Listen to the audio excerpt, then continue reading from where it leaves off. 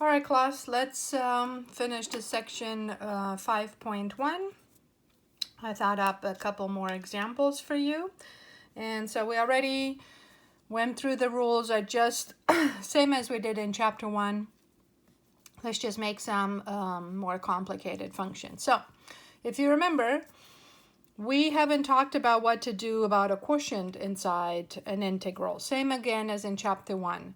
At first, we didn't know the product rule or the quotient rule, so we had to be able to avoid it with all its might. So, with all our might. So, even though this is a division, could we turn this division first into a sum or a difference? In other words, could we divide? And sure enough, we can, right?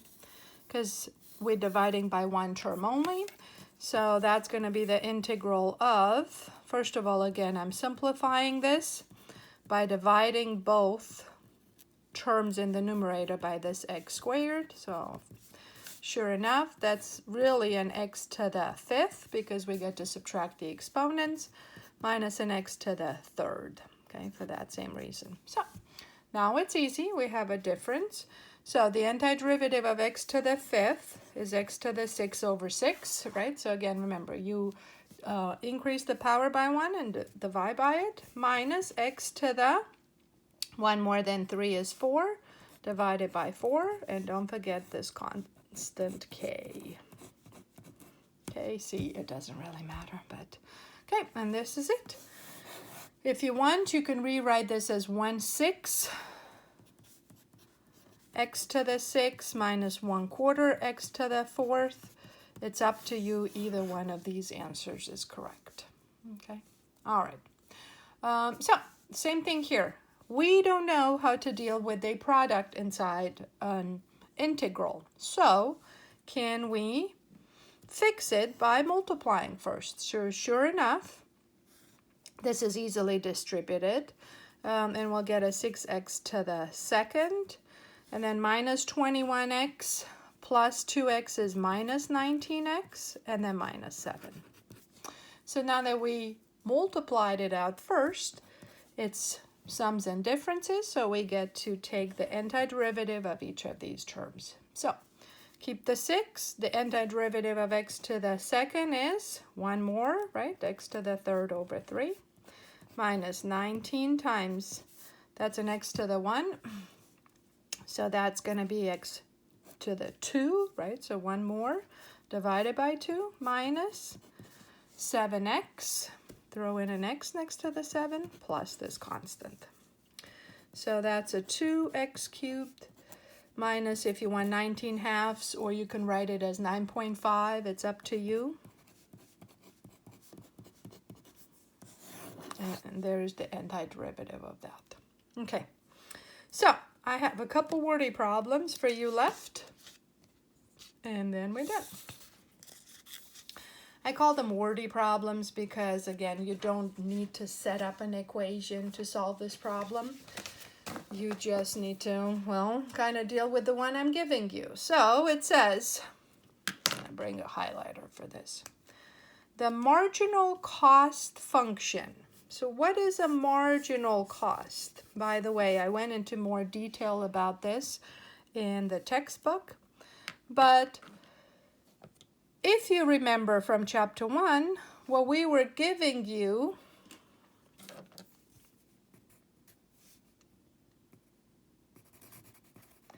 in chapter 1, we were giving you the cost function. And we're asking you to find the marginal cost function, right? So what does marginal cost mean? You guys remember? Marginal cost means the derivative, yes, of the cost function. So what am I starting with now? It says the marginal cost function is given here. So basically, what am I giving you? The derivative, yes.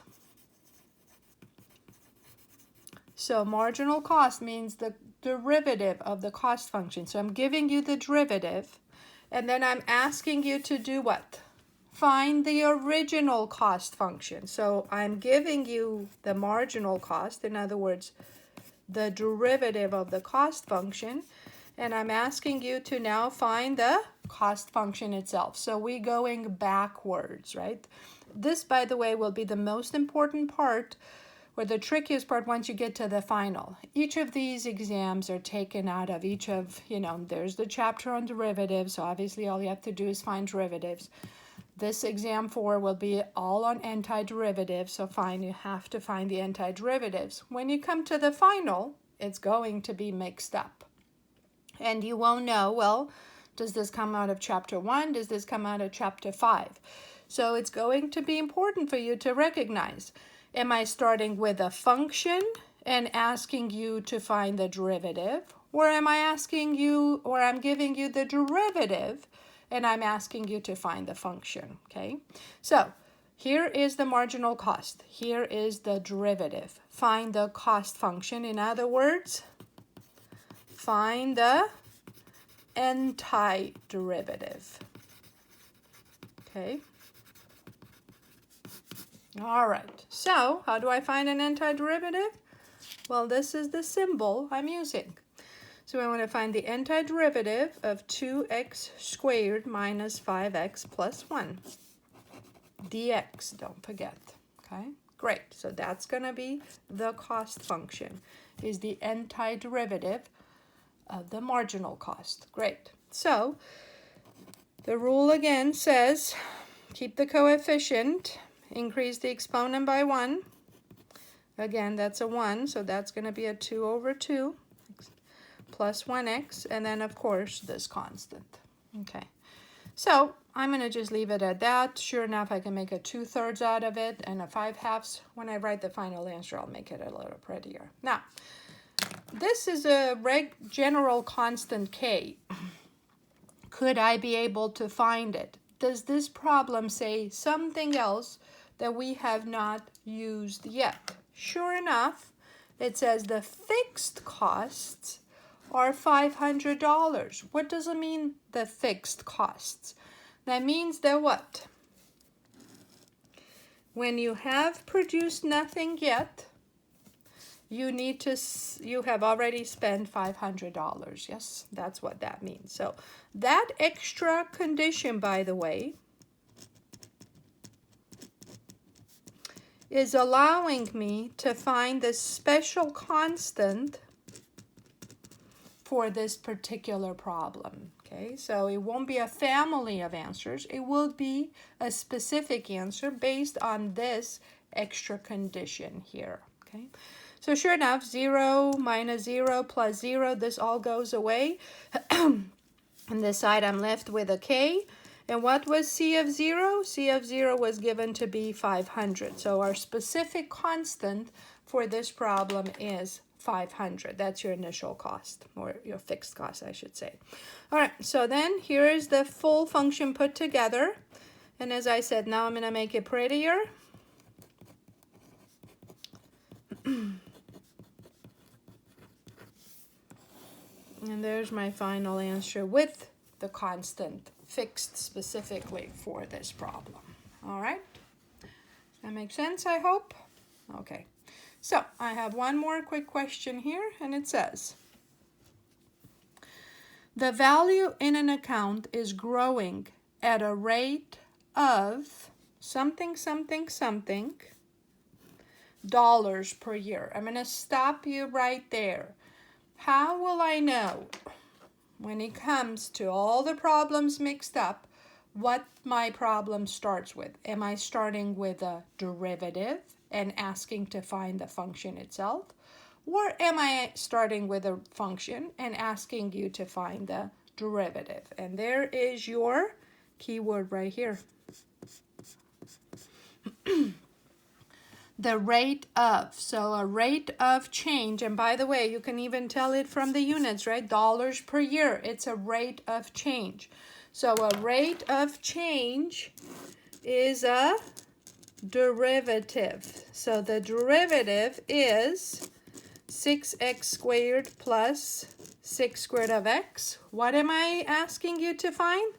So find the actual amount gained in the first x year. So find the antiderivative, right? So the value, the money is growing at a rate of, find the actual amount of money. So we want to find the antiderivative.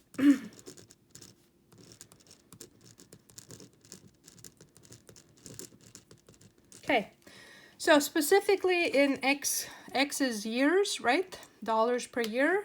So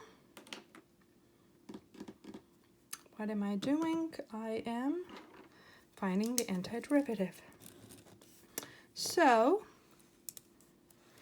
find the antiderivative of 6x squared plus, I'm going to immediately make my life easier and change that square root into a 1/2 exponent. Okay, so what's the antiderivative of this? It's going to be 6, keep the 6, x to the 3/3, yes, plus 6x to the 1 more than 1/2. Here, I'll write it out.